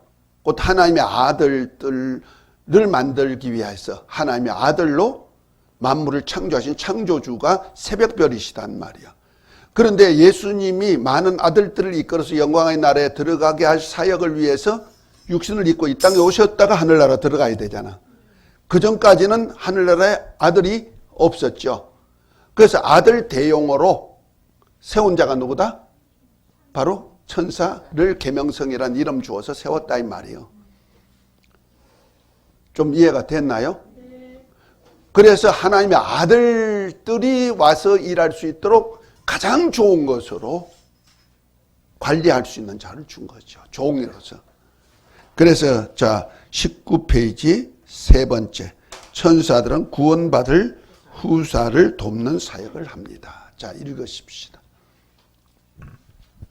모든 천사들은 부리는 영으로서 구원 얻은 후사들을 위하여 섬기라고 보내심이 아니뇨 라고 기록된 것과 같이 모든 천사들은 하나님과 그의 사역을 위해 섬기는 영적 존재로서 하나님의 뜻을 위해 부름받은 하나님의 자녀된 성도들로 도우라고 파견된 일꾼들이라고 하신 것입니다. 그러므로 성도들에게는 돕는 천사들이 항상 있습니다. 천사들은 성도들의 신앙생활만 돕는 것이 아니라 위험한 일을 당할 때에도 돕습니다. 그러므로 천사의 도움이 없이는 신앙생활을 하기가 매우 어려울 것입니다. 특히 말세에 마귀가 자기의 때가 얼마 남지 않은 것을 알고 크게 분내어 성도들을 괴롭힐 때에는 천사들의 도움이 절실히 필요한 것입니다. 천사들은 주님이 힘써 기도하실 때 힘을 주신 것과 같이 성도들이 하나님의 뜻대로 하는 기도를 도우며 기도한 것을 하나님께 상달시키기도 하고 응답을 받아오기도 합니다. 그러므로 성도가 기도를 통해 돕는 천사가 많이 동원하면 능력이 많게 됩니다. 이는 기도의 수준에 비례합니다. 이해가 됐습니까? 그러니까 하나님이 도와주시는데 누굴 통해 도와주신다? 천사를 통해서. 그래서 내가 기도할 때 계시록 5장 8절에 보니까 향년이 천사의 손에 받들려서 향년이 하나님의 보호자 앞까지 성도의 기도 함께 가죠. 그리고 그 기도를 쏟아 놓으면은 하나님의 응답을 천사를 통해서 가지고 오지요. 그것이 다니엘 10장에 보면은 다니엘이 기도하려고 할 때 하나님이 미리 아시고 천사를 보냈죠. 대신에 중간에 바사국 왕들에게 붙잡혀서 21일 있다가 미가엘 천사장의 도움으로 21일 만에 응답 가지고 와서 말세 비밀을 다 알려줬잖아요. 그와 같이 우리가 기도할 때 천사가 다 동원돼. 어린아이가 천사가 밤낮 아버지의 얼굴을 뵙느니라. 그렇죠? 아이들에게도 천사가 있어가지고 하나님의 얼굴을 항상 뵙게 만들어준단 말이야. 그것이 이제 사도행전에 보면은 베드로가 옥에 갇혔을 때 내일 죽인다 했는데 그날 밤에 천사가 나타나가지고 깨우잖아요. 빨리 일어나. 그러니까 착고도 풀어지고 문이 열리고 나온단 말이야. 사람이 눈 뜨고 있는데도 간수가 지키는데도 나와서 이제 기도처에 가가지고 내가 왔다 하니까 로데란 아이가 뭐랍니까? 베드로구나 하고는 쫓아 들어가서 기도하는 그들에게 베드로가 왔습니다 하니까 아니 베드로가 감옥에 있는데 어떻게 오냐 기도해 놓고 믿지도 않죠. 그러니까 그들이 뭐랍니까? 아니 베드로가 아니고 베드로의 천사구나. 그러니까 베드로 옆에는 항상 수종하는 천사가 있다. 우리 주위에는요 우리를 수종하는 천사가 항상 있어요. 어린아이 천사가 항상 하나님을 뵙는단 말이에요. 이거 알아야지 우리가 든든해. 그런데 내가 기도할 때, 뭐 일하려고 기도할 때 하나님이 천사를 보내서 일하게 만드는 거예요. 그러니까 천사 중에는 치유선자 라파 천사도 있고요. 다 있어요. 찬양하려고 할 때 찬양하는 천사도 동원되고요. 다 동원되는 거예요. 그래서 기도하면은 기도에 비례해서 하나님이 돕는 영을 보내주신다는 말이야. 기도 안 하면은 돕는 영이 적어지죠. 그러면 적어지니까 일을 할 수가 없죠. 뭐 일을 해도 힘이 안 되는 거야. 그래서 기도와 비례된다. 깊은 기도가 중요한 이유가 바로 거기 있는 거예요. 자, 네 번째. 천사 중에 손해를 끼치는 천사도 있다. 한번 그냥 읽으세요. 그냥 읽으세요. 성경에는 수많은 영적 존재인 천사들의 이름과 사역에 대해 기록한 것을 볼 수 있습니다. 미가엘, 가브리엘과 같은 천사장과 천군, 만군, 그룹, 스랍, 여호와의 사자, 여호와의 신, 여호와의 부리는 악신, 미혹의 영, 거짓말하는 영, 정사, 권세, 어둠의 세상 주관자, 하늘에 있는 악의 영들, 사탄, 마귀, 적 그리스도의 영 등이 있는 것을 볼 수 있습니다. 이들 중에는 하나님을 섬기며 우리 인간을 유익하게 하는 천사들도 있고 마귀와 함께 타락하여 하나님을 대항하고 사람에게 영적인 일과 생활에 해를 끼치는 악한 천사들도 있습니다. 악한 천사들은 그들이 졸개인 귀신들과 함께 하나님의 사랑을 받는 사람들을 질투하여서 멸망시키고 굶주려서 우는 사자와 같이 삼킬 자를 찾아다닌다는 사실입니다. 그러므로 이 악한 존재들을 이기기 위해서는 그들의 활동을 아는 영적인 지식과 영감과 함께 이길 수 있는 권능이 있어야 합니다. 하나님의 말씀과 권능과 함께 영안이 열려야 마귀의 괴계를 알고 능히 이길 수 있지만 그렇지 못하면 패할 수밖에 없다는 사실입니다. 다시 말해 우리의 신앙생활에서 하나님의 사역을 돕는 일꾼으로 창조된 천사의 활동은 하늘나라에서뿐만 아니라 우리가 사는 이 세상의 창조와 종말까지 그리고 생활 전반에 지대한 영향을 미칩니다. 그러므로 영적 존재인 하나님과 천사와의 관계, 천사와 인간과의 관계, 하나님의 천사와 타락한 마귀와 함께하는 천사와 귀신들과 관계가 있는 형성 관계가 어떻게 형성되어 있는가를 알고 영생하는 신앙생활에서 어떤 영의 인도를 받아야 유익한가를 아는 것은 참으로 중요할 것입니다. 예, 여기 귀신 신자 빠졌네요. 천사와 귀신들 잘 알아서 정정하신 감사합니다. 이렇게 아무리 잘한다 해도 이렇게 오타가 나온다니까. 자, 우리를 돕는 천사만 있는 거 아니다 이거죠. 그러니까 우리 주위에는 항상 영적인 존재들이 활동하고 있단 말이에요. 더더군다나 우리를 돕는 천사가 많이 있으면 좋지만은 그렇지 못한 때가 많이 있거든요. 그럴 때는 악한 영이 어떻게 활동한다는 걸 모르면은 지죠. 더더군다나 우는 사자와 같이 삼킬 자를 찾아 두루 다닌다. 베드로전서 5장 그 18절에 얘기하고 8절에 얘기하고 있죠.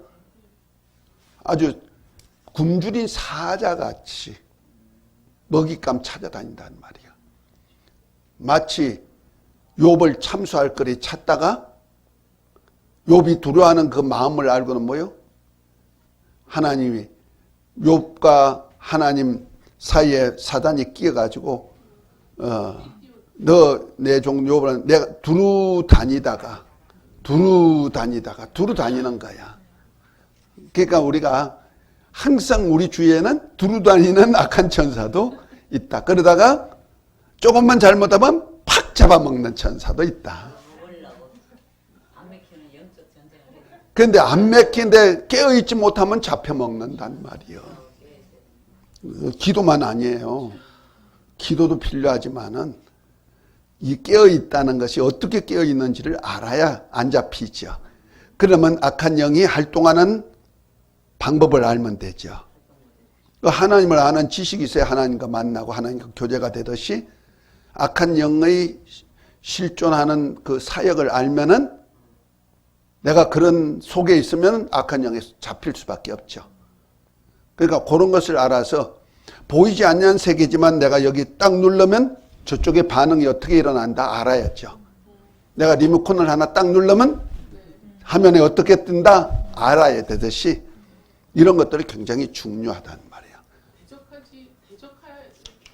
때도 있고 피해야 될 때도 있나요? 예, 피할 때도 있고. 무조건 대적하지 말고. 사람이 뭐라고 할 때는 피해. 악한 영에 사로잡힌 사람이 뭐라고 할 때는 피하는 것이 상책.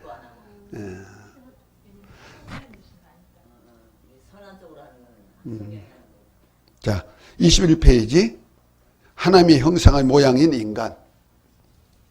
성경은 하나님, 천사, 인간이라는 명제에서 예수 그리스도와 성도, 그리고 하나님의 천사라는 새 영적 존재 등의 상호관계를 가지고 있음을 말하고 있습니다. 특히 영적 존재인 천사는 하나님의 사자로서 천사들과 하나님의 원수인 마귀와 그의 사자라는 신분으로 구분하고, 인간은 하나님을 믿는 자와 믿지 않는 자라는 신분으로 구별됩니다. 특히 인간은 그들의 영상으로 창조된 짐승이나 육축과는 다르게 하나님의 형상의 모양으로 창조되었는데 이는 하나님 아들 예수 그리스도의 모양으로 창조된 피조물이라는 사실입니다. 그러한 인간이 어떤 존재일까요? 다시 한번 계속 읽으세요. 1. 인간의 본질은 하나님의 형상과 모양으로 창조된 피조물입니다. 창조주 하나님께서 사람을 지으실 때 동물처럼 창조하지 않으시고 하나님의 형상과 모양을 닮은 존재로 창조하셨습니다. 그리고 그 사람의 코에 하나님의 생기를 불어넣으심으로 인해 영적 존재인 아담이 되게 하셨습니다. 그러므로 인간 모양의 본질을 말했다면 한마디로 하나님 아들의 형상의 모양으로 창조된 피조물이라는 사실입니다. 곧 첫사람 아담은 하나님의 형상의 본체로 오실 자 예수 그리스도의 표상이라고 성경에는 증언하고 있습니다. 그러므로 인해 인간은 동일한 피조물인 천사나 만물보다 가장 존귀한 영광을 얻어 만물의 영장이라는 칭호를 들을 수 있는 이유라고 할 수 있습니다. 비록 인간이 범죄함으로 그의 형상 일부가 파괴되었을지라도 예수 그리스도로 말미암아 구원하여 하나님의 본체의 형상이신 예수님과 함께하는 하나님의 자녀로 회복하신 이유가 바로 창세전에 성자 예수 그리스도 안에서 하나님의 아들로서의 형상이 회복됨으로 볼 수 있습니다. 이해가 됐습니까? 우리 인간이 하나님의 형상, 곧 아들의 형상을 모양으로 만들었기 때문에 우리가 비록 범죄했을지라도 창세 전에 그리스도 안에서 하나님의 아들로 택정함을 입었기 때문에 하나님이 포기하지 않고 하나님의 아들을 통해서 그리스도가 되게 하셔서 죄를 담당하시고 그 영을 주어서 다시 아들로 살려주는 회복의 역사를 이루는 것이다 하는 겁니다. 자, 두 번째, 인간의 구조는 육체와 영혼이 공존하는 관계로 창조되었습니다. 하나님께서 인류의 조상인 아담을 창조하실 때 하나님의 형상과 모양대로 흙으로 사람을 지으신 다음에 사람의 코에 하나님의 생기를 불어넣어서 사람이 생명인 아담이 되게 하셨습니다. 따라서 인간은 물질적 존재인 육체 안에 영상하는 영적 존재인 영혼이 하나로 이룬 유일한 피조물입니다. 인간의 구조는 하나님의 형상의 모양으로 흙으로 창조된 몸과 인격, 혼을 가진 사람 안에서 하나님의 생기, 곧 영을 부어 넣으심으로써 시한적인 존재로서 몸과 홈을 가진 인격적인 존재가 항구적인 존재인 영과 결합함으로 영원히 영생하게 됩니다. 그리고 그 영원히 시한적 존재인 육체 속에 거하여 세상에 살고 있는 것입니다. 그래서 세상에 사는 동안은 육체와 영혼은 분리할 수 없도록 되어 있습니다. 영혼과 육체가 분리되는 것이 죽음이며 죽으면 육체는 흙으로 돌아가고 영혼은 하나님의 예배하신 영적인 곳에서 부활체로 있고 영생하게 됩니다. 그러므로 영혼은 영원히 실존하는 자기 자신입니다. 우리가 예수 그리스도를 믿고 또 교회를 중심으로 신앙생활을 하는 것은 영원히 영생해야 할 자신의 영혼의 때를 위한 생활입니다. 네. 여기 이제 그 인간이 육체와 영혼이 있는데 육체는 흙으로 돌아가고 영혼은 하나님이 예배한 곳에 있다가 여기 마지막 날에 부활체를 입고 그 마지막 날로 한번 삽입하세요. 23페이지 제일 윗줄이죠. 마지막 날에 부활체. 그 영적인 곳에서 이제 마지막 날에 부활체를 입죠. 영적인 곳에 가 있는데 그거 어디요? 낙원. 아니면 무적행. 아니면 엄부. 그렇죠? 불신자는 엄부, 무적행. 우리 믿는 자는 낙원. 이렇게 있다가 마지막 날에 부활체를 입고 간다. 그거 좀 다릅니다. 세 번째 읽습니다. 하나님은 창세전에 인간을 향한 계획하심이 있었습니다. 인간을 향한 하나님의 계획은 하나님의 아들 예수 그리스도 안에서 하늘에 속한 신령한 복을 받을 하나님의 아들들이 되게 하는 것입니다. 이를 위해 외적으로는 하나님의 본체의 형상인 예수 그리스도의 모습으로 인간을 창조하시고 내적으로는 아들의 영으로 거듭나게 하시고 성령으로 아들의 영을 본받게 하셨습니다.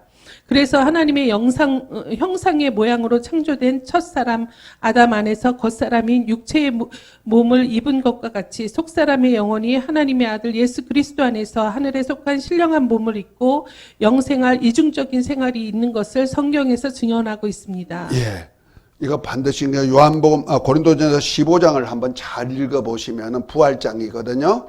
그거 한번 부활체를 입을 때 우리 몸이 흙으로 돌아간 몸은 하늘나라를 유업받지 못하고 썩은 것은 썩지 아니할 나라를 유업받지 못하고 호련히 이제 부활체를 입을 때 뭐가 부활체를 입어? 영혼이 부활체를 입는 거예요. 그 영혼이 부활체를 입었는데 육체가 살 동안에 어떻게 살았느냐에 따라서 영혼이 부활체를 입는 거예요. 그래서 요한복음 5장 28, 29절에 보면 하나님의 아들 음성을 들을 때가 오는데 곧 이때인데 선한 일을 행한 자는 무덤 속에 있는 자들이 다 하나님의 아들의 음성을 듣고 살아나는데 선한 일을 행한 자는 생명의 부활, 악한 일을 행한 자는 심판의 부활로 나온다 그랬죠. 그 무덤 속에 있는 자들, 곧 육체가 살다가 흙으로 돌아간 자들 하는 뜻입니다. 그 흙으로 돌아간 몸이 부활체를 입는다는 거 아니에요. 해석 잘못하신 분들이 많이 있는데요. 썩은 것은 썩지 않을 나라 영적인 세계를 유업받지 못해요. 그런데 내가 육이 있을 때 살았던 선행, 곧 하나님 말씀대로 곧 예수를 믿고 그의 계명대로 살았느냐? 그렇지 아니한 따라서 영적인 부활체의 모습이 달라진다는 거죠. 이해가 됐죠? 어쨌든 우리 인간은 뭘 입어야 된다? 몸을 입는. 그러니까 육의 몸을 입고 살은 것을 마지막 날에는 영의 부활을 입고 살게 한다. 그러니까 나라는 주인이 누구냐를 알아야 돼요. 내 몸이 주인이냐, 내 영혼이 주인이냐. 몸은 시한적인 존재예요. 영혼은 영원히 사는 존재예요. 내가 태어나면서부터. 그러면 나가 주인이에요. 영혼이 나의 주인이에요. 그러면 육체는 내 영혼의 옷과 같은 거예요. 내 육체에 입은 옷과 같아. 이 옷을 어떻게 입느냐에 따라 가지고 영혼이 나중에 어떻게 되나가 결정된다 이 말이야. 그래서 내가 육체의 때는 구원 얻을 때요, 거듭날 때요, 그리스도와 함께한 후사로서 하늘나라 상 받을 수 있는 기회라 그러잖아요. 그래서 세월을 아껴라, 곧 육체의 때를 아껴라 하는 뜻이죠. 그래서 우리 주님이 이 땅에서 사역할 때 천국 복음 전하면서 제일 먼저 하시는 일이 뭐요? 육체를 살려주는 일을 하잖아요. 살려주는, 환경도 살려주는 일.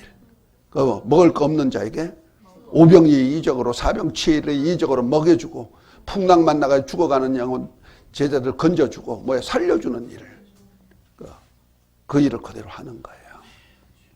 꼭 영혼만 아니에요. 우리 주위에, 그래서 내가 헐벗을 때, 굶주렸을 때, 나그네 되었을 때, 옥에 있을 때 도왔느니라. 언제 그랬습니까? 작은 자에게 한 것이 나에게 한 것이다. 그래서 창세로부터 예비된 나라를 상속해라. 오른쪽에 있는 양들에게 준 얘기 있죠.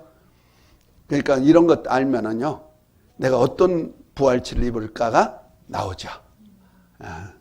자, 네 번째. 하나님의 구원은 인간의 본질의 회복을 위한 것입니다. 읽으십시다. 하나님이 이 우주를 창조하시고 마지막 6날에 하나님의 형상과 모양대로 사람을 창조하셨습니다. 그리고 생육하고 번성하여 이 세상을 정복하고 다스리라고 명하심으로 인간은 피조물로서 유일하게 창조자를 닮은 자요 하나님의 소유인 세상을 소유하고 다스리는 자가 되었습니다. 그리고 예수 그리스도 안에서 하나님의 자녀로 하늘나라를 상속할 수 있는 후사의 영광을 얻은 것입니다. 이것이 하나님께서 원하시는 인간의 본래의 모습입니다. 인간이 인간 될 수 있는 것은 인자로 오신 하나님의 아들 예수 그리스도의 형상의 모양으로 창조되었고 속사람이야 하나님의 아들 예수 그리스도의 마음을 가지게 하기 위한 것이기 때문입니다. 그러므로 인간에게서 하나님의 아들의 형상과 모양이 사라진다면 인간의 존재 가치도 사라지는 것입니다. 인간의 범죄는 하나님의 형상의 모양의 파괴요, 인간 본질의 파괴입니다. 그러므로 타락한 인간은 본질의 회복이 있어야 합니다. 이 회복은 예수 그리스도 안에서 성령의 중생케 하시는 역사로 가능하지만 하나님은 또한 우리 인간에게 믿음이라는 회복에 합당한 조건을 충족하기를 명령하셨습니다. 천사나 사람들의 영적 존재로 자존하시는 하나님으로부터 피조된 영적 존재입니다. 영적 존재란 항구적인 존재를 말합니다. 그러나 짐승은 영혼이 없고 몸만 있기에 몸이 죽으면 존재 자체가 사라지지만 천사나 사람은 영원한 영혼이 있기에 없어지지 않고 영생합니다. 그러므로 인간은 동물과는 달리 육체가 마감되는 것으로 모든 것이 끝나지 않는다는 사실입니다. 곧 육체가 마감된 후에도 사후가 있고 또한 육신의 몸을 입은 것 같이 마지막 날에 신령한 몸으로 부활하여서 혈육의 때에 산 영적인 삶에 대한 심판을 받게 된다는 사실입니다. 그러기에 우리는 잠시 있다가 없어지는 육체를 위하여 사는 짐승과 같은 존재가 아니라 자신의 영혼의 때를 위하는 삶이 되어야 합니다. 영혼을 위해 사는 삶은 바로 영적 생활인 신앙생활입니다. 그러므로 자신이 영혼의 때를 위한 유일하신 참 하나님과 그가 보내신 자 예수 그리스도를 알고 성령의 인도하심을 따라 하나님의 뜻대로 신앙생활을 충실히 함으로 생명과 영광의 부활로 얻는 기회로 삼아야 할 것입니다. 이에 대해 주님께서는 이를 기이 여기지 말라. 무덤에 속에 있는 자가 다 그의 음성 들을 때에 오나니 선한 일을 행한 자는 생명의 부활로 악한 일을 행한 자는 심판의 부활로 나오리라 말씀하신 것입니다. 아멘. 자, 오늘은 여기까지 하겠습니다. 많이 수고하셨습니다.